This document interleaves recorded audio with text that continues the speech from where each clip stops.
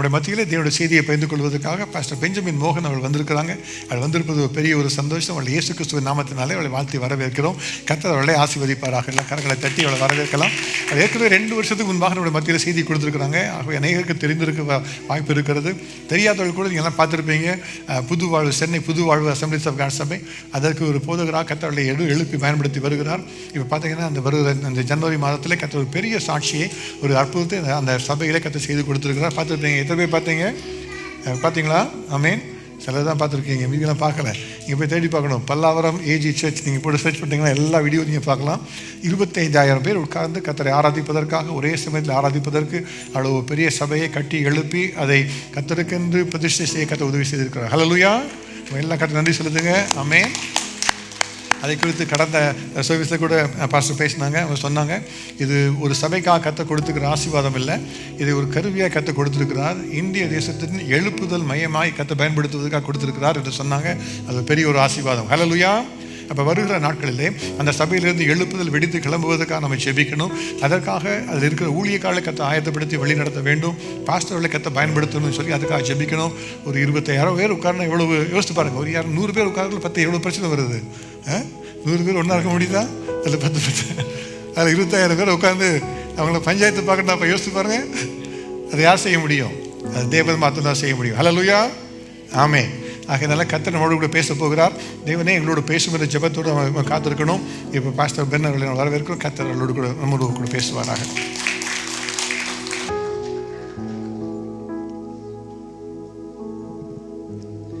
ஹல்லேலூயா.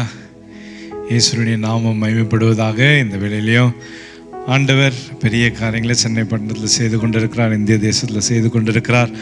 அவருக்கே எல்லா துதியும் கனமும் மகிமை உண்டாக கடவுது. ஆமென். 25,000 பேர் பஞ்சாயத்து பார்க்குறதுக்கு எங்களுக்கு 135 பாஸ்டர்ஸ் இருக்கிறாங்க எங்கள் சபையில். அதனால் எங்ககிட்ட ரொம்ப வராது. ஆண்டவர் அநேக லீடர்ஸை எங்கள் மத்தியில் கொடுத்துருக்கிறார். வாலண்டியர்ஸ் மட்டுமே 850 வாலண்டியர்ஸ் இருக்கிறாங்க. அப்புறம் நிறைய லீடர்ஷிப் 1700 செல் குரூப்ஸ் இருக்குது. அதுக்கு மேலே உள்ள செக்ஷன் லீடர்ஸ் இருக்கிறாங்க.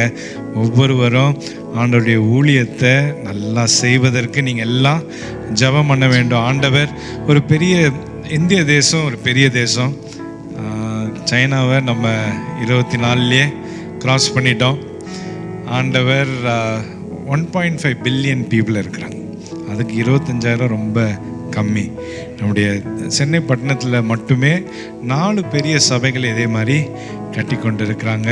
ஏசி ஆவடியிலையும், அதுக்கப்புறம் ஏஎஃப்டியில், அதுக்கப்புறம் இந்த பிளெஸிங் டிவி சர்ச், இவங்க எல்லாருமே பெரிய பெரிய ஆலயங்களை ஆண்டவர் அந்த பட்டணத்துலேருந்து ஆண்டவர் எழுப்பி கொண்டு இருக்கிறார். அதே போல் டெல்லி பட்டணங்கள்லையும் பஞ்சாப்லேயும் பெரிய பெரிய இடங்களில் ஆண்டவர் அற்புதங்களையும் கிரியைகளையும் செய்து கொண்டே இருக்கிறார். ஆமென். விசுவாசத்தோடு ஜெபிக்கிற ஜெபங்கள் ஒரு நாளும் வீணாகி போகாது. ஆமென். அது ஏற்ற வேளைகளில் ஆச்சரியமாக ஆண்டவர் அவருடைய கிரியை அவர் செய்து முடிக்க அவர் வல்லமை உள்ளவர். ஹல்லேலூயா. ஒவ்வொரு நாளும் நீங்கள் ஜெபம் பண்ணுங்க. இந்திய தேசத்திற்காக ஜெபம் பண்ணுங்க. அமெரிக்காக ஜெபிக்க ஆண்டவர் நம்மை கொண்டு இந்த ஜெனரேஷனில் ஆண்டவர் அவர் செய்ய விரும்புகிறதை நிச்சயமாக செய்து முடிப்பார். சில பாடல்களை நம்ம சேர்ந்து பாடுவோம், உற்சாகத்தோடு பாடுவோம், ஆண்டவரை சற்று நேரம் ஆராதிப்போம். அதுக்கப்புறம் நம்ம ஆண்டவருடைய வசனத்திற்குள்ளே நம்ம கடந்து செல்வோம். இயேசுவின் நாமமே, கிறிஸ்து இயேசுவின் நாமமே, வானம் பூமி தனில் மகிமையோடு இறங்கும் உன்னத நாமமே என்று சொல்லி பாடுவோம். ஆமென். நல்லா உற்சாகமா கரங்களை தட்டி பாடுவோமா? ஆமென். இயேசுவின் நாமமே, கிறிஸ்தேசுவின் நாமமே, இயேசுவின் நாமமே, கிறிஸ்தேசுவின் நாமமே, வானம் பூமி தனில் மகிமையோடு இறங்கும் உன்னத நாமமே, வானம் பூமி தனில் மகிமையோடு இறங்கும் உன்னத. எல்லாரும் எழுந்து நின்று பாடுவோமா? அல்லேலூயா, அல்லேலூயா, அல்லேலூயா, அல்லேலூயா, அல்லேலூயா, அல்லேலூயா, அல்லேலூயா, அல்லேலூயா. மாந்தர் போற்றும் நாமம், விந்தூதர் வாழ்த்தும் நாமம், மாந்தர் போற்றும் நாமம், விந்தூதர் வாழ்த்தும் நாமம், பூவிலோகர் போற்றும் மேன்மையான நாமம். ஆமென். பூலோகர் போற்றும் மேன்மையான நாமம் இயேசுவின் நாமமே, இயேசுவின் நாமமே, கிறிஸ்தேசுவின் நாமமே, இயேசுவின் நாமமே, கிறிஸ்தேசுவின் நாமமே. வானம் பூமிதனில் மகிமையோடிர உன்னத நாமம், வானம் பூமிதனில் மகிமையோடிர உன்னத. பேய் நடுங்கும் நாமம், பேய் நடுங்கும் நாமம், கடும் நோய் அகற்றும் நாமம், பேய் நடுங்கும் நாமம், கடும் நோய் அகற்றும் நாமம், நேற்றும் இன்றும் என்றும் மேன்மையாக மாறிடாத நாமம். ஆமென். நேற்றும் இன்றும் விசுவாசத்தோடு சொல்லுவோம், மாறிடாத நாமம் இயேசுவின் நாமமே, கிறிஸ்தேசுவின் நாமமே, இயேசுவின் நாமமே, கிறிஸ்தேசுவின் நாமமே. வானம் பூமிதனில் மகிமையோடிர உன்னத நாமமே, வானம் பூமிதனில் மகிமையோடிர உன்னத. கரங்களை அசைத்து பாடுவோமா? அல்லேலூயா, அல்லேலூயா, அல்லேலூயா, அல்லேலூயா, அல்லேலூயா, அல்லேலூயா, அல்லேலூயா, அல்லேலூயா, அல்லேலூயா. நல்லா கரங்களை தட்டி ஆண்டவருக்கு நன்றி சொல்லுவோமா? அவருடைய நாமம் மேன்மையான நாமம், மகிமை உள்ள நாமம், அற்புதங்களை செய்கிற நாமம். ஆமென். இரத்தமே, சிந்தப்பட்ட இரத்தமே, இந்த நாட்கள்லயும் தேவனுடைய சிலுவையை நோக்கி பார்த்து அவருடைய பிரசன்னம், சிலுவையில நமக்காக செய்த அதிசயங்களை நம்ம நினைவு கூறுவோம். ஆண்டவர் நமக்காக அவர் ஜீவனையை கொடுத்தார். நமக்காக பரிந்து பேசுகிற ஒரு அருமையான தேவன், நமக்காக பாவங்களை நீக்கி போட, அவர் அற்புதம் செய்ய நமக்காக வந்த தேவன். அவருடைய இரத்தத்தில் வல்லமை உண்டு, அவருடைய இரத்தத்தில் அதிசயங்கள் நடக்கும், அவருடைய இரத்தத்தில் நோய்கள், எல்லா விதமான சாபக்கட்டுகளிலிருந்து விடுதலை தருவதற்கு அவருடைய இரத்தம் வல்லமை உள்ள இரத்தமாக சிலுவையில் அவர் சம்பாதித்து கொடுத்திருக்கிற இரட்சிப்பின் அனுபவத்தை ஒவ்வொருவரும் பெற்றுக்கொண்டு வல்லமையோடு நடப்போமாக. ஹல்லேலூயா. இரத்தமே, சிந்தப்பட்ட இரத்தமே, விலையேற பெற்ற வல்ல இரத்தமே, உணர்ந்து பாடுவோமாக. கழுவி சுத்திகரிக்கட்டும். இரத்தமே, சிந்தப்பட்ட இரத்தமே, விலையேற பெற்ற வல்ல இரத்தமே, இயேசு கிறிஸ்துவின் இரத்தமே, எனக்கு விலையாக சிந்தப்பட்டதே. சேர்ந்து பாடுவோமா? இரத்தமே, சிந்தப்பட்ட இரத்தமே, விலையேற பெற்ற வல்ல இரத்தமே, இயேசு கிறிஸ்துவின் இரத்தமே, எனக்கு விலையாக சிந்தப்பட்டதே. இரத்தமே, இரத்தமே, சிந்தப்பட்ட இரத்தமே, விலையேற பெற்ற இரத்தமே, இரத்தமே, சிந்தப்பட்ட இரத்தமே, விலையாக சிந்தப்பட்டதே. கரங்களை உயர்த்தி சொல்லுவோமா? இரத்தமே, சிந்தப்பட்ட இரத்தமே, விலையேற பெற்ற இரத்தமே, இரத்தமே, சிந்தப்பட்ட இரத்தமே, விலையாக சிந்தப்பட்டதே.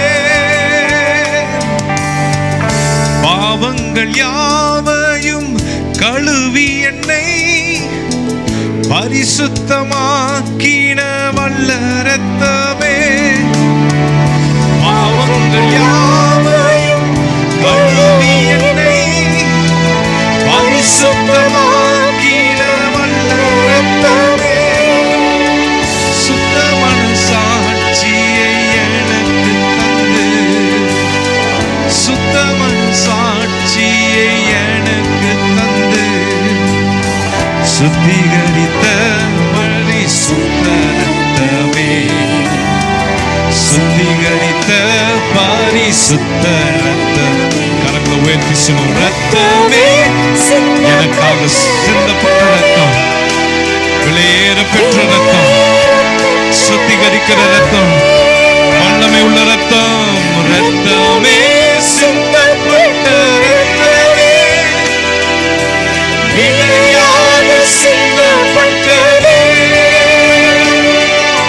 இரத்தமே சிந்தப்பட்ட இரத்தமே, விலையேற பெற்ற இரத்தமே, இரத்தமே சிந்தப்பட்ட இரத்தமே, விலையாக சிந்தப்பட்டதே. இந்த கால வேளையிலும் கரங்களை உயர்த்தி சற்று நேரம் ஆவியானவரோடு நம்ம இணைந்து, ஆவியானவர் நம்ம மேல வந்து இறங்கி இடைப்படும்படியாக, அவருடைய இரத்தம் ஒரு பூரணமான இரத்தம், அவருடைய இரத்தம் சகல பாவங்களையும் சுத்திகரிக்க வல்லமை உள்ள இரத்தம், அவருடைய இரத்தம் சாபங்களை மேற்கொள்ள வல்லமை உள்ள இரத்தம். அவருடைய நாமம் மகிமைப்படுவதாக, அவருடைய நாமம் மகிமைப்படுவதாக, அவருடைய நாமம் உயர்த்தப்படுவதாக. நம்மையே தாழ்த்தி அவருடைய பிரசனத்தில் ஒப்பு கொடுப்போம். நம்மையே தாழ்த்தி அவருடைய வல்லமை உள்ள பிரசனத்திற்கு நம்ம ஒப்பு கொடுப்போம். ஆண்டவரே, உம்முடைய வார்த்தை எனக்கு ஜீவனாக வரட்டும். உம்முடைய வார்த்தை இன்றைக்கு வல்லமை உள்ள கருவியாக, இரு கருக்குள்ள பட்டயமாக என்னுடைய வாழ்க்கையில் ஆண்டவரே என்ன கிரியை செய்ய வேண்டுமோ அந்த கிரியை அது நிறைவேற்றும்படியாக என்னையே நான் அர்ப்பணிக்கிறேன். அப்பா, என்னையே அர்ப்பணிக்கிறேன். என்னை பரிசுத்தப்படுத்துவீராக, என்னை கழுவி பரிசுத்தப்படுத்துவீராக, என்னை நீர் ஆயத்தப்படுத்துவீராக. நாமம் மகிமைப்படுவதாகப்பா, நாமம் மகிமைப்படுவதாக. ஆவியானவர் சிலருடைய வாழ்க்கையில் இன்றைக்கு கிரியை செய்ய விரும்புகிறார். அவங்களுடைய இருதயத்தை அவருக்கு முன்பதாக திறந்து கொடுக்கும்போது, அவருடைய சத்தத்திற்கு நம்ம செவி கொடுக்கும்போது, நம்முடைய இருதயங்களை அவருக்கு முன்பதாக அர்ப்பணிக்கும் போது, தேவன் அவர் பலத்தான கிரியை, மகத்தான கிரியையை நம்மேல அவர் செய்யும்படியாக அவர் இறங்கி வந்திருக்கிறார். அற்புதங்கள் நடைபெறும், அதிசயங்கள் நடைபெறும், சூழ்நிலைகள் மாறி போகும், அற்புதங்கள் நடைபெறும்படியாக வேலை சம்பந்தப்பட்ட காரியங்களையும் சரீரத்தில் ஆண்டவர் சுகத்தை தர அவர் வல்லமை உள்ளவராக, இன்றைக்கும் அவர் ஜீவனுள்ள தேவனாக நம் மத்தியில் இறங்கி கிரியை செய்கிறவராக ஆச்சரியமாக நடத்தி செல்கிறார். ஹல்லேலூயா. ஆண்டவர் உனக்கு ஒரு அற்புதம் செய்ய அவர் வல்லமை உள்ளவர். உன்னுடைய வாழ்க்கையில் அவர் கிரியை செய்ய போதுமானவர். உன்னுடைய பிள்ளைகள் மத்தியில் அவர் கிரியை செய்ய போதுமானவர். உன்னை நிலைநிறுத்தி ஆச்சரியமாக நடத்த அவர் போதுமானவர். அவரே விசுவாசித்து நம்பி அவருடைய வார்த்தைக்கு ஒப்பு கொடுப்போமாக. நீரே எல்லா துதிகணத்தை இந்த காலவெளியில் எடுத்துக்கொள்வீராக. இயேசுவின் நாமத்தில் ஜெபிக்கிறோம் பிதாவே, ஆமேன், ஆமேன். உட்கார்ந்து கொள்வோம். தேவனுடைய நாமம் மகிமைப்படுவதாக. இந்திய தேசத்தில் ஆண்டவர் பெரிய கிரியைகளை செய்து கொண்டிருக்கிறார், ஆச்சரியமான காரியங்களை செய்து கொண்டிருக்கிறார். இந்த 25,000 சீட்டரை நாங்கள் கட்டுவதற்கு 22 வருஷம் ஆனது. ஆண்டவர் படிப்படியாக ஆச்சரியமாக அவருடைய அற்புதத்தை எங்கள் மத்தியில் அவர் செய்திருக்கிறார். ஆமேன். இது ஒரே ஒரு சபைக்குரிய காரியம் அல்ல, ஒரு ஸ்தாபனத்துக்குரிய ஒரு இடம் அல்ல. இது உண்மையாகவே தேசத்தில் ஒரு பெரிய எழுப்புதலை கொண்டு வருவதற்கென்றோ ஆண்டவர் அவருடைய வல்லமையை, அவருடைய கிரியை, அவருடைய மகிமையை நிரூபிப்பதற்கு ஏற்படுத்தின ஒரு ஸ்தலமாக அது காணப்படட்டும். அப்படியே வளர்ந்து வரட்டும். நல்லா ஒப்பு கொடுத்து ஒவ்வொரு நாள் நீங்கள் ஜெபம் பண்ணுங்க.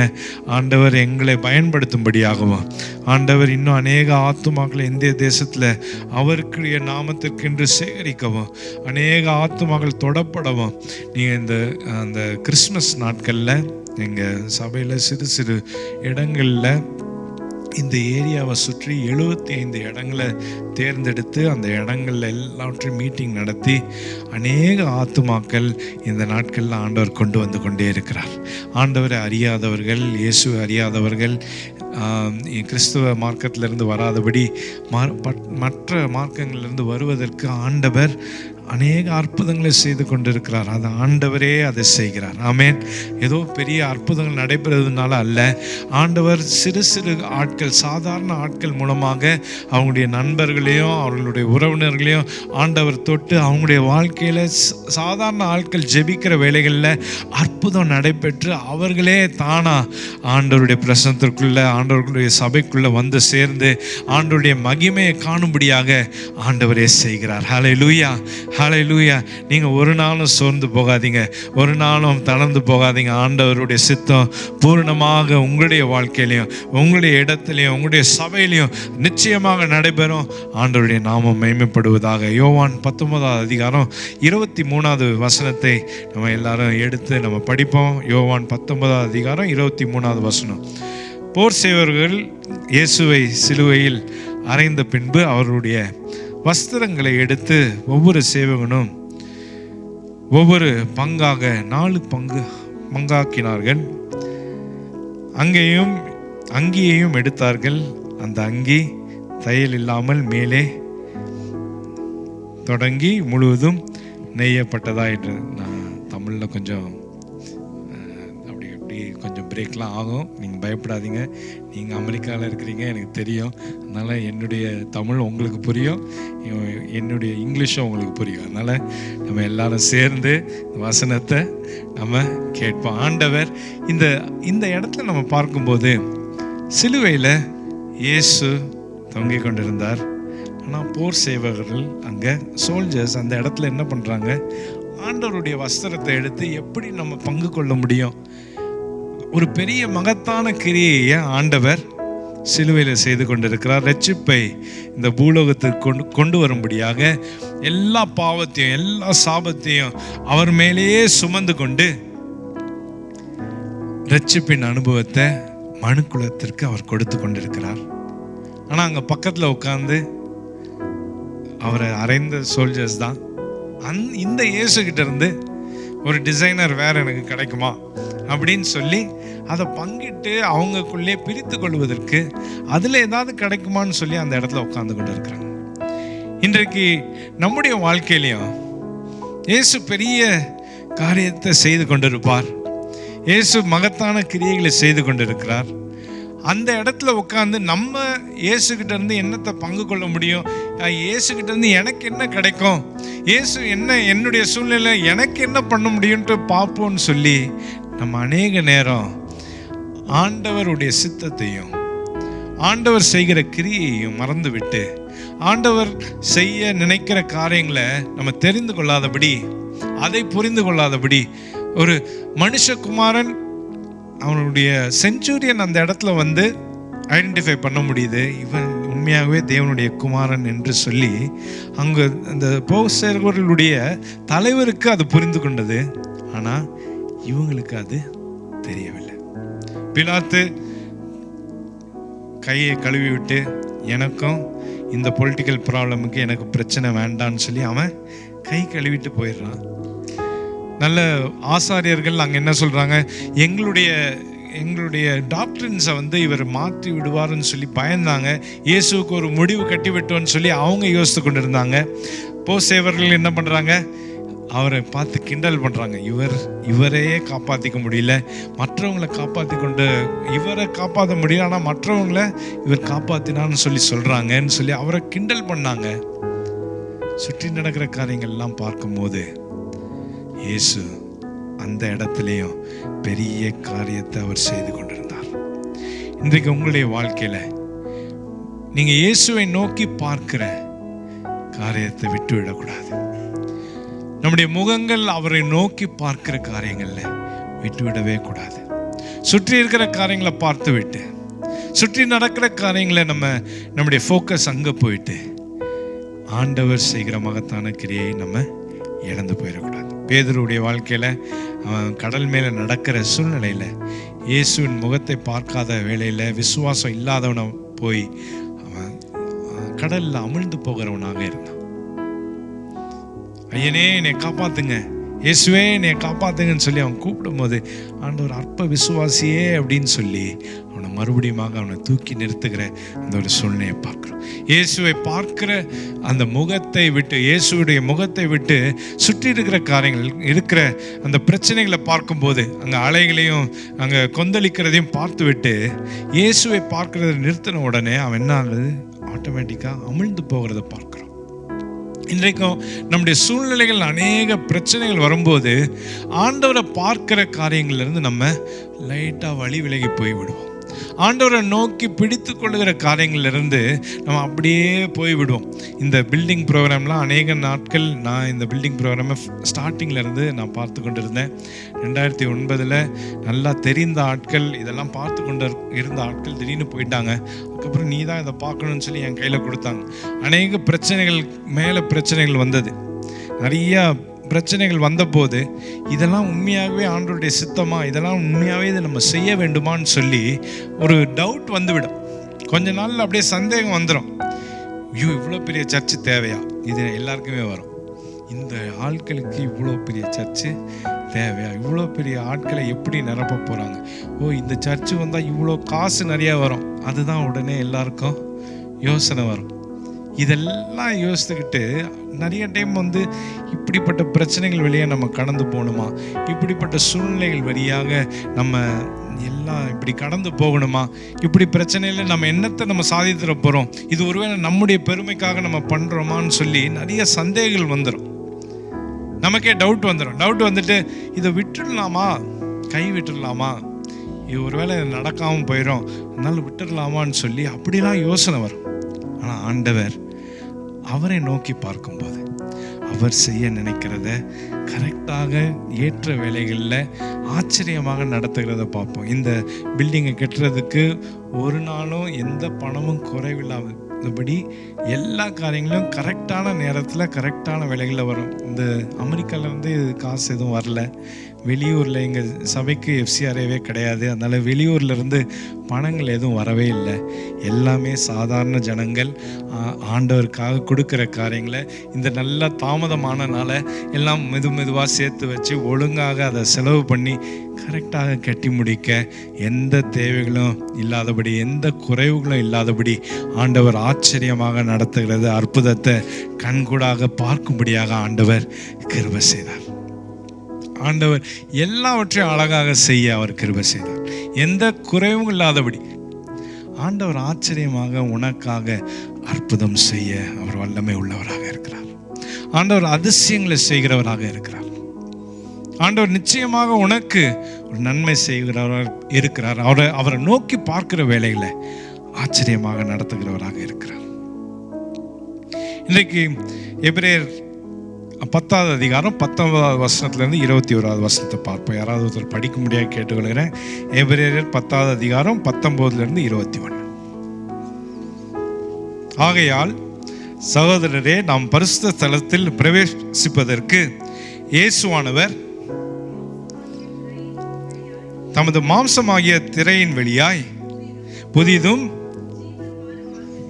ஜீவனுமான மார்க்கத்தை நமக்கு உண்டு பண்ணினபடியால் அந்த மார்க்கத்தின் வழியாய் பிரவேசிப்பதற்கு அவருடைய இரத்தத்தினாலே, எல்லாரும் சேர்ந்து சொல்லுவோமா, அவருடைய இரத்தத்தினாலே, எல்லாரும் சேர்ந்து சொல்லுவோம், அவருடைய இரத்தத்தினாலே நமக்கு தைரியம் உண்டாயிருக்கிறபடினாலும் தேவனுடைய வீட்டின் மேல் அதிகாரியான மகா ஆசாரியர் நமக்கு ஒருவர் இருக்கிறபடினாலும். ஹல்லேலூயா, ஹல்லேலூயா. புதியதும் ஒரு புதிய மார்க்கத்தை நமக்கென்று அவர் உண்டு பண்ணினார். இன்றைக்கு நம்ம ஆண்டவருடைய பிரசனத்தை எப்படி கூப்பிடுகிற வேலைகள் எல்லாம் அவர் இறங்கி வருகிறாரோ, இப்படிப்பட்ட அனுபவம் பழைய ஏற்பாட்டில் கிடையாது. அவங்க ஆண்டவரை நோக்கி வர வேண்டும் என்றால் ஆண்டவருடைய பிரசனத்திற்குள்ளே ஈஸியாக போக முடியாது. அவங்க என்ன பண்ணணும், உடனே ஒரு சாக்ரிஃபைஸை அவங்க பண்ணி ஆகணும், உடனே ஒரு பலியை அவங்க செலுத்தி ஆகணும். அந்த பலியை ஆண்டவர் ஏற்றுக்கொண்டார் என்றால் அவருக்கு நன்றி சொல்வதற்கு பலி செலுத்த வேண்டும், பாவத்தை போக்குவதற்கு ஒரு பலியை செலுத்த வேண்டும், ஒவ்வொரு ஸ்தோத்திரத்துக்கு ஒரு பலி செலுத்த வேண்டும். எல்லா காரியங்களும் அவங்க பலி செலுத்தி தான் ஆண்டவர் கிட்ட போக முடியும். இப்படி ஒரே இடத்துல இருந்து அவனுடைய நாமத்தை கூப்பிட்ட உடனே அவருடைய பிரசனம் அளவில்லாமல் இறங்கி வருகிறத அவங்களால உணரவே முடியாது. ஆண்டவர் இப்படிப்பட்ட ஒரு புதிய மார்க்கத்தை ஆண்டவர் நமக்கென்று கொடுத்திருக்கார். நானே வழியும் சத்தியமும் ஜீவனுமாய் இருக்கிறேன்னு சொல்லி அவரே வழியாக மாறி ஆண்டவருடைய பிரசனத்திற்குள்ள போவதற்கு திரைசீலையை கிழித்து ஆண்டவருடைய பிரசனத்திற்குள்ள தைரியமாக கான்ஃபிடன்ஸோட போல்ட்னஸோட போவதற்கு ஆண்டவர் உதவி செய்திருக்கிறார். ஆமென். ஆண்டவர் அவருடைய ஆவியானவரை நமக்கென்று அனுப்பி அவரோடு இடைப்படுவதற்கு, அவரோடு பேசுவதற்கு, அவரோடு நெருங்கி வருவதற்கு ஆண்டவர் உதவி செய்திருக்கிறார். இந்த புதிய மார்க்கத்தை எதன் மூலமாக செய்திருக்கிறார்? அவருடைய இரத்தத்தின் மூலமாக செய்திருக்கிறார். அவரே பெரிய சாக்ரிஃபைஸாக, ஒன் அண்ட் ஒன்லி சாக்ரிஃபைஸாக. ஆசாரியர் ஆண்டவருடைய பிரசனத்திற்குள்ளே போக வேண்டும் என்றால் வருஷத்திற்கு ஒரு முறை தான் ஆசாரியரே போக முடியும். அந்த பலியை செலுத்தி அங்கே உள்ளே போகும்போது ஏதாவது பாவத்தை ஆண்டவர் பார்த்தார் என்றால் அதே இடத்துல அந்த ஆசாரியரை ஆண்டவர் அடித்து அந்த இடத்துல இருந்து அவங்க உள்ளே கூட போய் இழுத்துட்டு வர முடியாது. ஏன்னா அவங்க காலில் ஒரு கயிறை கட்டி இழுத்து வெளியே கொண்டு வருவாங்க.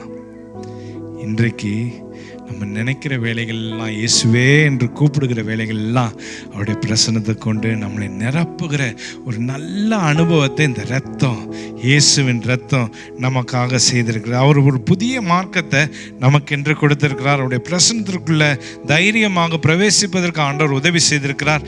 மூன்றாவது காரியம், அவர் பரிந்து பேசுகிற ஒரு நல்ல ஆசாரியராக நமக்கு இருக்கிறார். ஹல்லேலூயா. பரிந்து பேசுகிறவராக, நம்முடைய நிலைமையை அறிந்து, நம்ம எப்படிப்பட்ட ஆட்கள் என்று அறிந்து, நம்ம இருக்கிற நிலைமையிலேயே அவர் நம்மை புரிந்து கொண்டு நமக்காக, ஆண்டவரே இவனை விட்டுருங்க, ஆண்டவரே இந்த மகளை விட்டுருங்க, ஏன்னா இவர்கள் என்னுடைய இரத்தத்தை நம்பி நிற்கிறார்கள், என்னுடைய இரத்தத்தை அவர்களை சூழ்ந்து அந்த இரத்தத்தின் வெளியாக ஆண்டவர் நம்மை பார்ப்பதனால அவர் நமக்கு பரிந்து பேசுகிற ஒரு நல்ல ஜீவ இரத்தமாக அவர் இருக்கிறார். ஹல்லேலூயா, ஹல்லேலூயா.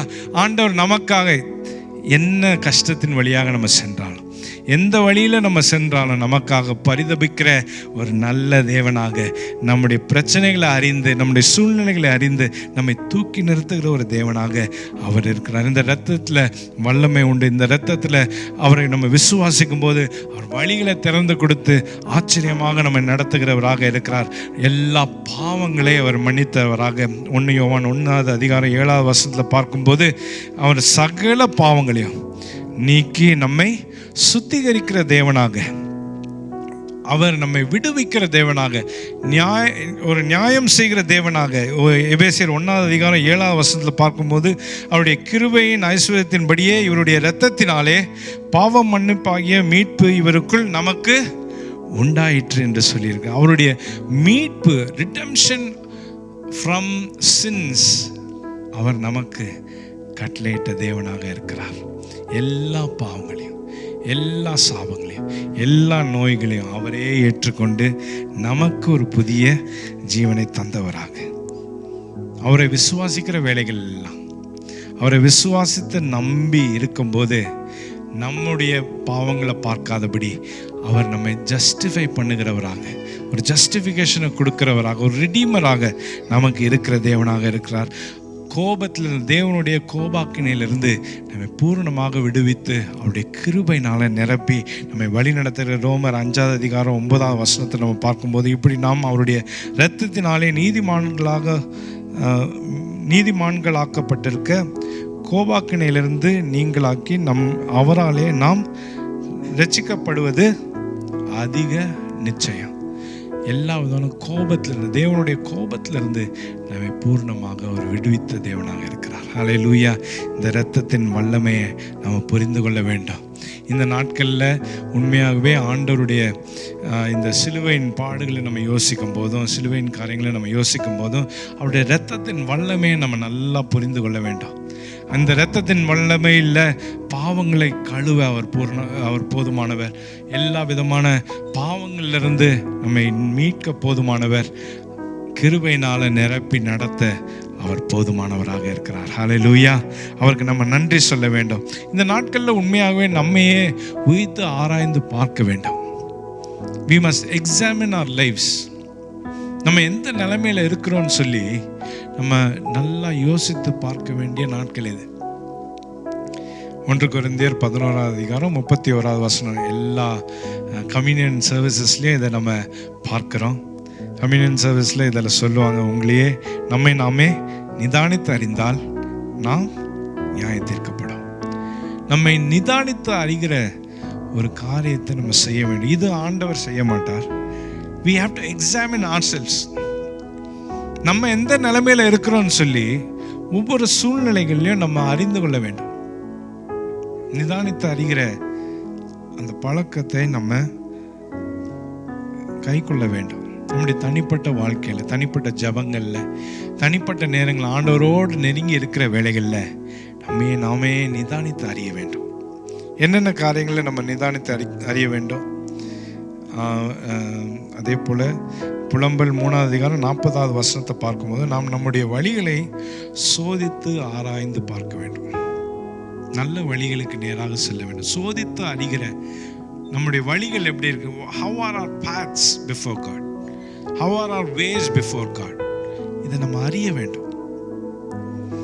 என்னென்ன இடங்களில் நம்மையே சோதித்து அறிய வேண்டும் என்றால், மத சடங்குகளுக்கு நாம் இடம் கொடுக்கிறோமா, இல்லைனால் உண்மையான மனம் திரும்புதலுக்கு இடம் கொடுக்கிறோமா? Are we religious in comparison to true repentance? உண்மையாகவே ஆண்டவருக்கு முன்பதாக நல்லா மனம் திரும்பி இருக்கிறோமா, இல்லாட்டி ரிலீஜியஸாக ஏதாவது செய்கிறோமா? இன்றைக்கும் அநேக பெந்தேகோஸ்தே சபையும் இப்போ ஒரு ரிலீஜியஸ் மென்டாலிட்டிக்குள்ளே வந்துட்டாங்க. இவ்வளோ நேரம் ஜெபம் பண்ணணும், இவ்வளோ நேரம் வர்ஷிப் பண்ணணும், இவ்வளோ நேரம் வசனம், இல்லாட்டி அடுத்த சர்வீஸ் அடுத்து ஆரம்பிக்க வேண்டியது இருக்கும். அதனால் நம்ம அப்படியே ரிலீஜியஸாக நம்முடைய சர்வீசஸ் எல்லாமே மாறிடுச்சு. ஏன்னா டைம் ஃப்ரேம்குள்ளே நம்ம செய்யணும். உண்மையான பிரசனத்தை உணர்ந்து ஆண்டவருடைய கிரியை, இன்றைக்கு ஆண்டவர் என்ன பேச விரும்புகிறான்னு சொல்லி நம்ம டைம் எடுத்து நம்ம செய்யாமல் ரிலீஜியஸாக அநேக காரியங்களை செய்து விடுகிறோம். இந்த ஒரு 2 வீக்ஸாக இந்த அமெரிக்காவில் தான் இருக்கிறேன். இங்கே எல்லாருமே ஒரு நல்ல இது அமெரிக்கன் ஆட்கள் செய்ய மாட்டேங்கிறாங்க. ஆனால் இந்திய கிறிஸ்தவ ஃபேமிலிஸில் எல்லாருமே காரில் ஏறினோடனே டக்குன்னு ஒரு ப்ரேயர் வருது. அது உடனே அது என்னன்னு தெரில, இங்கே இருக்கிற ஃபாஸ்ட்டாக ஓட்டுறதுனால அப்படி ஒரு பயம் வருமானு தெரில. அதனால் பிள்ளைகளுக்கும் சொல்லி கொடுத்துருக்குறாங்க, இவங்களுமே செய்கிறாங்க. யாராவது ஒருத்தர் காரில் ஏறினோடனே ஆட்டோமேட்டிக்காக ப்ரே பண்ண ஆரம்பிச்சிடுறாங்க. அது இவங்க ஓட்டுற ஸ்டைல்னால நினைக்கிறேன்.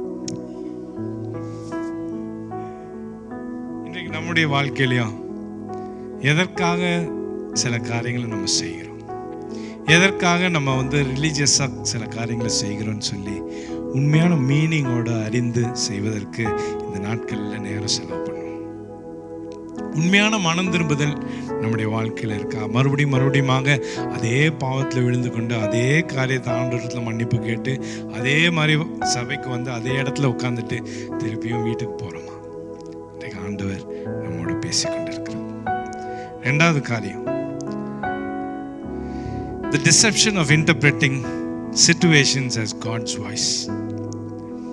ஆண்டவருடைய சத்தம் என்று சில சூழ்நிலைகள் வழியாக, இந்த வழியாக தான் எனக்கு இந்த கதவு திறந்திருக்கு, இந்த வழியாக தான் நான் போகணும் அப்படின்னு சொல்லிட்டு, இதுதான் ஆண்டவருடைய சித்தம், இதுதான் ஆண்டவருடைய சத்தம், இந்த வழியாக தான் நான் போகணும் அப்படின்னு சொல்லி சில தீர்மானங்கள் நம்முடைய வாழ்க்கையில் எடுக்கிறோமா?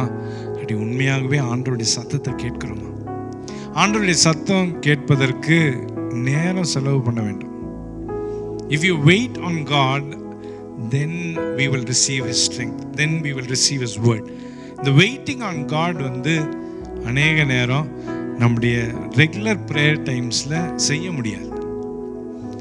அநேக நேரம் நம்ம ரெகுலராக காலையில் ஒரு 10 நிமிஷம் ஜெபம் பண்ணிட்டோம், அதுக்கப்புறம் வேலைக்கு போனோம், அதுக்கு முன்னாடி வேலையில் உட்காரணும், அதுக்கப்புறம் 12 o'clock ஆயிடுச்சுன்னா நிச்சயமாக சாப்பாடு இருக்கணும், இல்லாட்டி பிள்ளைகளை கூட்டிகிட்டு வரணும்.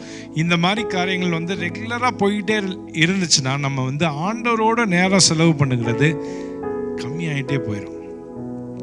நீங்கள் நல்லா யோசித்து பாருங்கள், டீப்பாக உங்கள் ஃப்ரெண்ட்ஸு கூட நீங்கள் பேசணுன்னா அவங்களோட நேரம் செலவு பண்ணாதான் உண்டு. உங்களுடைய உண்மையான ஃப்ரெண்ட்ஸுக்கிட்ட தான் உண்மையாகவே உங்களுடைய இருதயத்தை திறந்து உண்மையான காரியங்களை நம்ம பேசுவோம். இல்லாட்டி வெளியரங்கமா இன்னைக்கு பிரியாணி நல்லா இருந்துச்சா, உங்கள் வீட்டில் நீ என்ன செஞ்ச, இல்லாட்டி என் வீட்டில் என்ன செஞ்சுட்ருக்கோம் அப்படின்னு சொல்லி, இந்த இடத்துக்கு நான் இந்த வாரம் வரேன், இந்த மாதிரி காரியங்கள் தான் நம்ம பேசிக்கொண்டே இருப்போமே தவிர, ஃப்ரெண்ட்ஷிப் வந்து ஒரு சூப்பர்ஃபிஷியலாக இருக்கும். அதுவும் இந்தியன் ஃபேமிலிஸில் வந்து நீ ஏன் இந்த இடத்துக்கு போகிற, இந்த வாரம் நீ ஏன் அங்கே போகிற, அப்படின்னா நம்மளும் இந்த வாரத்தில் எங்கேயாவது போகிறதுக்கு பிளான் பண்ணுவோம். இந்த மாதிரி காரியங்களே செய்து கொண்டே இருப்போம். ஃப்ரெண்ட்ஷிப்ஸ் முக்கியம். அதே போல தான் ஆண்டவர் உங்களுக்கு உண்மையாகவே ஃப்ரெண்டாக இருந்தார்னா, அவருடைய இருதயத்தை உங்களுக்கு திறந்து சொல்ல வேண்டும் என்றால், அவரோட நேரம் செலவு பண்ணுறதுக்கு நம்ம நேரம் எடுக்க வேண்டும். சிச்சுவேஷன்ஸ் அநேக முறை நம்முடைய சத்தமாக, ஆண்டவருடைய சத்தமாக மாறுகிறதா, சூழ்நிலைகள் ஆண்டவருடைய சத்தமாக மாறுகிறதா அப்படின்னு சொல்லி நம்ம உயிர்த்து ஆராய்ந்து பார்க்க வேண்டும். மூன்றாவது காரியம், வசனத்தில் தங்கி இருக்கிறவர்களாக இருக்க வேண்டும். சூப்பர் நேச்சுரல் எக்ஸ்பீரியன்ஸஸை ஒரு நாளும் வசனம் புரட்டி போடக்கூடாது. ஆண்டவர் எனக்கு ஒரு விஷயம் காட்டினார், ஆண்டவர் எனக்கு இதை செய்திருக்கிறார், ஆண்டவர் எனக்கு இந்த மாதிரி வெளிப்படுத்திருக்கிறான்னு சொல்லிட்டு வசனத்துக்கு புறம்பா எதையோ நம்ம செய்யாதபடி ஆண்டவர் நம்மை பாதுகாக்க வேண்டும். வசனத்திற்கு புறம்பா ஏதாவது ஒரு காரியத்தை நம்ம தீர்மானிக்கிறோமா, இதோ ஆண்டவர் என்கிட்ட இப்படி தான் பேசியிருக்கான்னு சொல்லி, சத்தம் கேட்டுருச்சு அப்படின்னு சொல்லி, இல்லாட்டி ஆண்டவர் எனக்கு உணர்த்தி இருக்கிறான்னு சொல்லிட்டு வசனத்திற்கு புறம்பா ஏதாவது காரியத்தை நம்ம செய்து விடுகிறோமான்னு சொல்லி, ஊழியம் செய்கிற ஆட்களும் சரி, நம்ம தனிப்பட்ட வாழ்க்கையில் இருக்கிற நம்மளும் சரி, நல்லா இதை உணர்ந்து நம்ம பார்த்து நம்ம செய்ய வேண்டும். இயற்கைக்கு அப்பாற்பட்ட அனுபவங்கள் உன் வாழ்க்கையை வசனத்தை நடத்துவதற்கும் மேலாக உன்னை நடத்தி செல்ல வழிவகுக்கிறதா அப்படின்னு சொல்லி செக் பண்ணணும். நாலாவது காரியம், are you choosing comfort and rebelling against the will of God. எனக்கு இதுதான் வசதி, என்னால் இதுக்கு மேலே எதுவும் செய்ய முடியாதுன்னு சொல்லி ஆண்டவருடைய சித்தத்தை விட்டு நம்ம புறம்பா நிற்கிறோமா, இதை நம்ம பார்க்க வேண்டும். அநேகர் இப்படி தான் என் வாழ்க்கை இருக்கணும், இதுக்கு மேலே நான் பண்ணனா என்னால் முடியாதுன்னு சொல்லி அநேகர் வந்து இருக்கிற நிலைமையிலேயே இருந்து அந்த இடத்துலையே அவங்க மரித்து போவாங்க. நீங்கள் ஆபிரகாமுடைய வாழ்க்கையில் பார்த்தீங்கன்னா 11ஆம் அதிகாரம் 31ஆம் வசனம் 32ஆம் வசனம் நீங்கள் பார்த்தீங்கன்னா, ஆபிரகாமுடைய தகப்பனாரையே ஆண்டவர் அழைத்திருக்கிறார், தேராவையே ஆண்டவர் அழைத்திருக்கிறார். ஆனால் தேரா 205 வருஷம் அதே இடத்துல இருந்து, ஆரான்லேயே இருந்து அங்கேயே மரித்து போகிறான். ஆனால் 12ஆவது அதிகாரத்தில் நீங்கள் பார்க்கும்போது ஆபிரகாம் மறுபடியும் ஆண்டவருடைய ஆசீர்வாதத்தை பெற்றுக்கொள்ளும்படியாக கானான் தேசத்திற்கு புறப்பட்டு செல்கிறத நம்ம பார்க்குறோம். ஆண்டவர் அந்த குடும்பத்தை ஏற்கனவே அழைத்திருக்கிறார். ஆனால் ஆபிரகாமுக்கு அந்த அழைப்பு புரிந்திருந்தது, அவங்களுடைய தகப்பனாருக்கு புரியவில்லை. இன்றைக்கு நம்முடைய வாழ்க்கையிலையும் அப்படிப்பட்ட சூழ்நிலை இருக்கோமா, இல்லை என்னுடைய கம்ஃபர்ட் ரொம்ப முக்கியம், எனக்கு இதுதான் ஈஸி, ஸோ அதனால் இந்த ஈஸியர் ரவுட்டே நான் எடுத்துகிட்டு நான் போயிடுவேன், ஆண்டவருடைய சித்தத்தை விட்டு புறம்பாக போவதற்கு நம்ம துணிகிறோமா? இன்றைக்கு ஆண்டவர் நம்மோடு பேசி கொண்டிருக்கிறார். இந்த நாட்களில் அவருடைய வசனத்திற்கு முன்பதாகவும், அவருடைய சிலுவையின் வல்லமைக்கு முன்பதாகவும், அவருடைய இரத்தத்தின் வல்லமைக்கு முன்பதாகவும் நம்மையே உயிர்த்து ஆராய்ந்து பார்க்கும்போது நம்ம நியாயத்தீர்க்கப்படும்.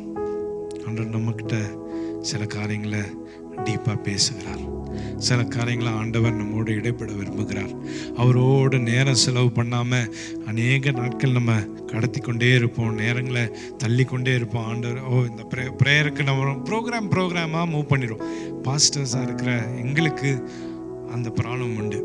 ஏன்னா ஒரு ப்ரோக்ராம் முடிஞ்சுன்னா அடுத்த ஊருக்கு போக வேண்டியது இருக்கும், அடுத்த ஊருக்கு ப்ரிப்பேர் பண்ண வேண்டிய மெசேஜ், ஓகே இந்த வாரத்தில் வந்து இந்த இடத்துக்கு போகணும், இந்த மீட்டிங் அடுத்த மீட்டிங்காக போயிட்டு ஃபுல்லாக வந்து வசனம் படிக்கிறதே ப்ரிப்பரேஷனுக்காக தான் இருக்கோமே தவிர சொந்த வாழ்க்கையில் அப்ளை பண்ணாதபடி நம்ம போயிடும். அதே போல் உங்களுடைய வாழ்க்கையிலையும் ஒவ்வொரு நாள் கடந்து போக ஆண்டவர் என்ன சொல்லுகிறார் என்று புரியாதபடி, ஆண்டவரை அறிந்து கொள்ளாதபடி, தெரிந்து கொள்ளாதபடி, ஆண்டவருடைய சித்தம் என்னென்று அறியாதபடி அப்படியே அவங்களுடைய சொந்த முயற்சியில் சொந்த சித்தத்தில் நடப்பதற்கு வழி கொடுத்துருவாங்க. இயேசு கிறிஸ்து அவர் மரிப்பதற்கு முன்பதாக, ஆண்டவரே என் சித்தம் அல்ல, அவருடைய சித்தம் வந்து சிலுவை பாதை அல்ல, அவருடைய சித்தம் ஆண்டவர் ஏதாவது ஒரு ஒரு ஒரு அற்புதம் செய்து விடுவார்னு சொல்லி ஒருவேளை இயேசு கூட யோசிச்சிருக்கலாம். ஆனால் அவருடைய கெத்செமனே தோட்டத்தில் போய் உட்கார்ந்து, ஆண்டவரே என்னுடைய சித்தம் அல்ல உம்முடைய சித்தம் என்னவென்று நான் அறிந்து கொள்ளும்படியாக அவர் உட்கார்ந்த வேளையில் ஆண்டவர் ரத்தம் அங்கே ஜெபிக்கும் போதே ரத்தம் வெளியே வந்துருச்சு. அந்த ரத்தத்தை ஆண்டவர் பயன்படுத்தி இருக்கலாமே. எதுக்கு சிலுவையின் பாதை வழியாக இயேசு கிறிஸ்துவை நடத்தி செல்ல வேண்டியிருந்தது? It was a surprise for everyone. Even the demons could not understand, even humans could not understand. That cross was the solution for the human race. சிலுவையின் பாதை தான் ஆண்டவர் கொண்டு வந்திருக்கிற ஒரு சொல்யூஷன், ஒரு பதில். உலகத்தை ரட்சிப்பதற்கென்று பதிலாக சிலுவையை ஆண்டவர் வச்சிருந்தார். 3ஆம் நாள் அவர் உயிர் தெழுந்த போது வெற்றியாக இந்த பேய்களும் அந்த காலம், அதாவது வான மண்டலங்களுக்கும் அது ஒரு ஆச்சரியமாக, it was a surprise that God could bring in a solution of salvation through the cross. ஆண்டவர் இன்றைக்கும் ஆண்டவருடைய சித்தத்திற்குள்ள போவதற்கு மறுபடியுமாக நம்மை அழைக்கிறார். ஆண்டவரே உங்களுடைய பெத்தேலுக்கு நான் போகும்படியாக எனக்கு கிருபை செய்யுங்க. ஆதியாகமம் 35வது அதிகாரம் 1வது வசனத்தை பார்க்கும்போது, தேவன் யாக்கோபை நோக்கி, நீ எழுந்து பெத்தேலுக்கு போ. அவன் 20 வருஷத்துக்கு முன்பதாக ஆண்டவரை உணரும்படியாக 28வது அதிகாரத்தில் நம்ம பார்க்கும்போது யாக்கோபு ஆண்டவரை என்கவுண்டர் பண்ணுகிறான். பெத்தேலில் ஆண்டவருடைய பிரசனத்தை பார்க்குறான். ஆண்டவர் ஏணியை பார்க்குறான். மேலேயும் கீழேயும் தேவதூதர்கள் இறங்குகிறத பார்த்து இந்த இடத்துல உங்களுடைய பிரசனம் இருக்குன்னு சொல்லி உணர்கிறான். ஆனால் 20 வருஷம் கடந்த பிறகும் அவன் பல காரியங்களில் அவனுடைய ஃபோக்கஸை இழந்து மறுபடியும் ஆண்டவர் அவனை அழைத்து, நீ பெத்தேலுக்கு போ, அங்கே எனக்கு ஒரு பலிபீடத்தை கட்டு என்று சொல்லி 35வது அதிகாரம் 1வது வசனத்தில் எனக்கு ஒரு பலிபீடத்தை மறுபடியும் நீ கட்ட ஆரம்பி. உன்னுடைய இடம் இந்த இடம் இல்லை, நீ இருக்க வேண்டிய இடம் பெத்தேல். அந்த இடத்திற்கு நீ மறுபடியும் போ என்று சொல்லி ஆண்டவர் சொல்லுகிறத நம்ம பார்க்கிறோம். ரெவலேஷன் சாப்டர் 2வது அதிகாரம், வெளிப்படுத்தல் 2வது அதிகாரம் 4வது வசனம் 5வது வசனத்தை பார்க்கும்போது, ஆனாலும் நீ ஆதியில் கொண்டிருந்த அன்பை விட்டாய் என்று உன் பேரில் எனக்கு குறை உண்டு. ஆகையால் நீ இந்த நிலைமையிலிருந்து இந்த நிலைமையிலிருந்து விழுந்தாய் என்பதை நினைத்து மனம் திரும்பி ஆதியில் செய்த கிரியைகளை செய்வாயாக. இல்லாவிட்டால் நான் சீக்கிரமாய் உன்னிடத்தில் வந்து நீ மனம் திரும்பாத பட்சத்தில் உன் விளக்கு தண்டை அதனிடத்திலிருந்து நீக்கி விடுவேன். I will remove your lampstand. ஆண்டவர் மறுபடியும் நமக்கு நினைவூட்டுகிறது என்னவென்றால், மறுபடியுமாக பழைய ஆண்டவரோடு நெருங்கி இருந்த அனுபவத்திற்குள்ள நம்ம போக வேண்டாம். எப்போ ஆண்டவரை ஏற்றுக்கொள்ளும் போது அவர் மேலே இருந்த அன்பு, அவர் மேலே இருக்கிற அந்த ஒரு அளவில்லாத ஒரு ஒரு ஒரு கனெக்ஷன், அதற்கு மறுபடியும் ஆண்டவர் நம்மை அழைக்கிறார். உன்னை சுற்றி இருக்கிற பாவங்களை நீ உதறி தள்ளிவிட்டு நீ ஆண்டவருக்காக ஃபோக்கஸ் பண்ணி இயேசுவின் மேலே உன்னுடைய கண்களை வைத்து ஓடும்படியாக ஆண்டவர் உன்னை மறுபடியும் அழைக்கிறார். கண்களை மூடி அப்படியே எழுந்து நிற்போமா? இந்த நேரத்தில் ஆண்டவரத்தில் நம்ம அப்படியே அர்ப்பணித்து நம்ம ஜெபிப்போம். ஆண்டவரே, என்னுடைய பெத்தேலுக்கு நான் மறுபடியும் போகும்படியாக எனக்கு நீர் கிருபை செய்வீராக. மறுபடியும் என்னுடைய பழைய நிலைமைக்கு நான் போகாதபடி ஆண்டவரே, உண்மையான ஒரு பழைய அன்புக்கு, ஒரு உண்மையான ஒரு தாகத்திற்கு, ஒரு இன்டிமெசிக்கு நான் போகும்படியாக எனக்கு நீர் உதவி செய்வீராக. நான் பழைய காலத்தில் நான் என்ன செய்தனோ அந்த அன்புக்குள்ளே நான் திருப்பி வரும்படியாக ஆண்டவரே, என்னுடைய மனம் திரும்பின வாழ்க்கைக்குள்ளே நான் பூர்ணமாக வரும்படியாக எனக்கு உதவி செய்யுங்க. ஆண்டவரே, நல்லா ஜெபிக்க எனக்கு உதவி செய்யுங்க. உம்மோடு நெருங்கி வருவதற்கு எனக்கு உதவி செய்யுங்க. மறுபடியும் ஒரு பலிபீடத்தை கட்டுவதற்கு அவருடைய பிரசனத்திற்குள்ள நம்ம வருவோமாக. யாக்கோபுக்கு சொன்ன வார்த்தை, ஒரு பலிபீடத்தை கெட்டு. பலிபீடம் என்றால் ஆண்டவருக்கு முன்பதாக அர்ப்பணிப்பது. பலிபீடம் என்றால் ஆண்டவருக்கு முன்பதாக ஒரு ஆராதனை செலுத்துவது. பலிபீடம் என்றால் அவருடைய மகிமை இறங்கி வருகிற ஒரு ஸ்தலமாக அது மாறும். பலிபீடத்தை கட்டுவதற்கு மறுபடியும் பெத்தேலுக்கு நம்ம போவோம். உண்மையாகவே ஜெபம், கண்களை மூடி உண்மையாகவே ஆண்டவருடைய பிரச்சனத்தில் கேட்போமா? ஆண்டவரே, ஒரு இன்டிமெசி எனக்கு மறுபடியும் தருவீராக. ஒரு டீப்பர் லவ் எனக்கு நீர் தருவீராக. ஒரு deeper Lord desire to do your will of father. உண்மையாகவே ஒரு நல்ல உம்முடைய சித்தத்தை நிறைவேற்ற வேண்டும் என்ற ஒரு வாஞ்சையை எனக்கு நீர் தருவீராக. சுயத்திலேயே ஓடாதபடி, சொந்த காரியங்களையே நான் சாட்டிஸ்ஃபை பண்ணி ஓட வேண்டும் சொல்லி ஓடாதபடி, ஆண்டவர் என்ன விரும்புகிறாரோ அதை செய்ய என்னையே நான் அர்ப்பணிக்கிறேன் என்று சொல்லி நம்ம அர்ப்பணிப்போமாக. ஆண்டவருடைய பிரசன்னத்தில் அர்ப்பணிப்போமாக.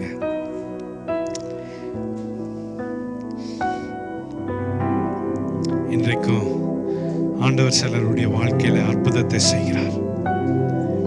ஆண்டவருக்கு ஒப்பு கொடுக்காதபடி அநேக நாட்கள் நீ தள்ளிக்கொண்டே இருந்தனா, இன்றைக்கு ஆண்டவரிடத்துல மறுபடியும் உன்னுடைய வாழ்க்கையை ஒப்பு கொடு. ஆண்டவரே, என்னை பரிசுத்தப்படுத்துங்கப்பா, என்னை சுத்திகரிங்க ஆண்டவரே. Restore that joy in my life, oh Father. Restore that deep love for you, oh Father. ஒரு நல்ல ஒரு அன்பை ஆண்டவரே, உண்மையில இருக்கிற அன்பை புதுப்பித்துக் கொள்ள எனக்கு நீர் உதவி செய்வீராக.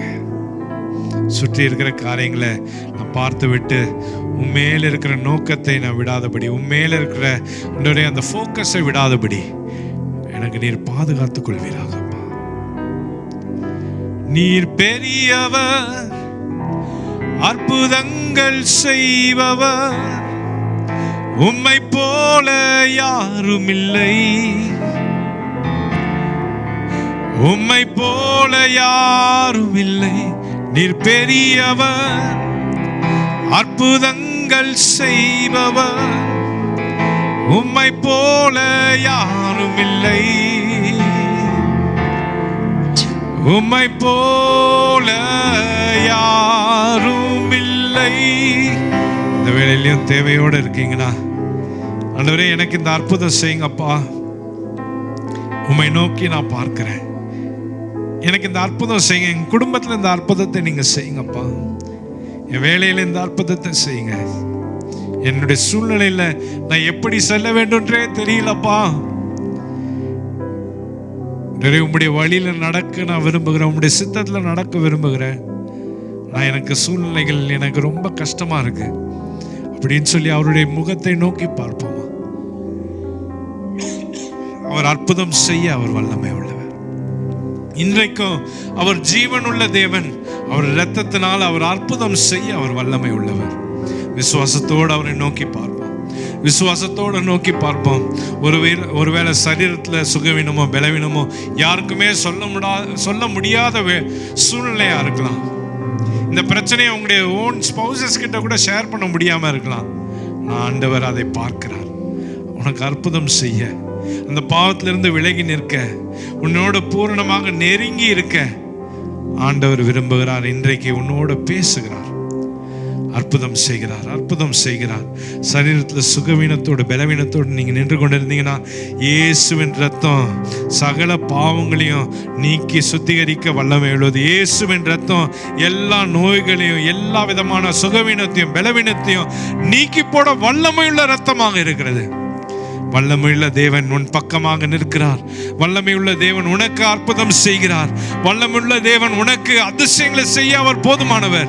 சரீரத்தில் சுகவீனத்தோடு இருந்தனா, இயேசுவின் ரத்தம், இயேசுவின் ரத்தம் உனக்கு ஜீவனை கொடுக்கும். இயேசுவின் ரத்தம் அந்த இடத்துல நம்ம தெளிப்போம். இயேசுவின் ரத்தத்தை தெளிக்கிறேன் இயேசுவின் நாமத்துல. விடுதலை வரட்டும், விடுதலை வரட்டும். வல்லமையுள்ள தேவன் உனக்கு வல்லமையாக, உனக்கு பக்கபலமாக, உனக்கு விடுதலையை அவர் கட்டளையிடுகிறார். எங்களுடைய வாழ்க்கையில் அப்பா, உண்மை விட்டு நான் தூரமா இருந்தேன்னா, இந்த வேளையில் அப்பா உம்மோடு நெருங்கி வர, ஒரு டீப்பர் லவ்க்குள்ள வர, ஒரு டீப்பர் இன்டிமெசிக்குள்ள வர, உண்மையாக உண்மை நம்பி உண்மையே உம்முடைய சித்தத்தை நிறைவேற்ற என்னை நீர் பயன்படுத்துவீராக சொல்லி கரங்களை உயர்த்தி அவருக்கு அர்ப்பணிப்போமாக, அர்ப்பணிப்போமாக, அர்ப்பணிப்போமாக. உயர்த்தப்பட்ட கரங்களை இயேசு காண்கிறார். உன்னோடு பக்கமாக வந்து உன்னை அன்பு செலுத்தி உன்னை தூக்கி நிறுத்த அவர் வல்லமை உள்ளவராக இருக்கிறார். சோர்ந்து போகாத, சோர்ந்து போகாத, தளர்ந்து போகாத. நீ காத்திருந்து அவருடைய முகத்தை நோக்கி பார்க்கும்போது அவர் இறங்கி வந்து நீ அறியாததும் எட்டாததுமான அதிசயங்களை செய்ய அவர் வல்லமை உள்ளவராக இருக்கிறார். நிச்சயமாக உனக்கு செய்வார், நிச்சயமாக செய்வார், நிச்சயமாக செய்வார். எனக்கு 2003 கிட்னிஸில் ப்ராப்ளம் இருந்துச்சு. அதில் இதே மாதிரி ஒரு மீட்டிங்கில் வந்து ஜெபித்த வேளையில் இன்றைக்கு வரைக்கும் அந்த பிரச்சனை வராதபடி, ஸ்டோன்ஸ் திருப்பி ஃபார்ம் ஆகாதபடி ஆண்டவர் எனக்கு அற்புதம் செய்திருக்கிறார். உனக்கும் அப்படிப்பட்ட அற்புதத்தை செய்ய அவர் வல்லமை உள்ளவர். எப்படிப்பட்ட சகல பிரச்சனைகள் இருந்தாலும், எப்படிப்பட்ட நோய்கள் இருந்தாலும், இயேசுவின் வல்லமை அது இன்றைக்கும் கிரியை செய்கிறது. இயேசுவின் வல்லமை இன்றைக்கும் கிரியை செய்கிறது. உனக்கு நெக்ல உள்ள ப்ராப்ளம் இயேசுவின் நாமத்தில் எப்படிப்பட்ட ஸ்பாண்டைட்டிஸ் ப்ராப்ளமாக இருந்தாலும் சரி, இயேசுவின் நாமத்தில் இறங்கி ஆண்டவர் அதை அற்புதத்தை உனக்கு அவர் செய்ய வல்லமை உள்ளவர். இயேசுவின் நாமத்தில் வல்லமை உண்டு. லங்ஸ்ல உள்ள பிரச்சனைகளை மாற்றி அமைக்க அவர் போதுமானவர். அவருடைய ரத்தத்தை தெளிப்போம், அவருடைய வல்லமை உள்ள ரத்தம் இன்றைக்கு உனக்கு பல எல்லா சுகத்தை தர வல்லமை உள்ளது. ஹல்லேலூயா. அப்பா, உமக்கு நன்றி செலுத்துகிறோம். அப்பா, அற்புதங்களை நாங்கள் காணுகிறோம். ஆண்டவரே, அற்புதங்களை செய்ய நீர் வல்லவர் என்று விசுவாசிக்கிறோம். இங்கே குடும்பங்களில் ஆண்டவரே மறுபடியுமாக ஒரு அன்பையும் ஆண்டவரே சமாதானத்தையும் நீர் கட்டளையிடுவீராக. எங்கள் குடும்பங்களில் எங்கள் பிள்ளைகளை ஆசீர்வதிக்கப்படட்டும். ஆண்டவரே, அவங்க படிக்கிற விஷயங்கள் ஆண்டவரே நல்லா படிக்க அவங்களுக்கு உதவி செய்வீராக. நாமம் மகிமைப்படுவதாக. இந்த தேசத்திலே எங்களை உயர்த்தி பாதுகாத்துக் கொள்வீராக. உமக்கு எல்லா துதியும் கணத்தை நாங்கள் செலுத்துகிறோம் அப்பா, இயேசுவின் நாமத்தில்.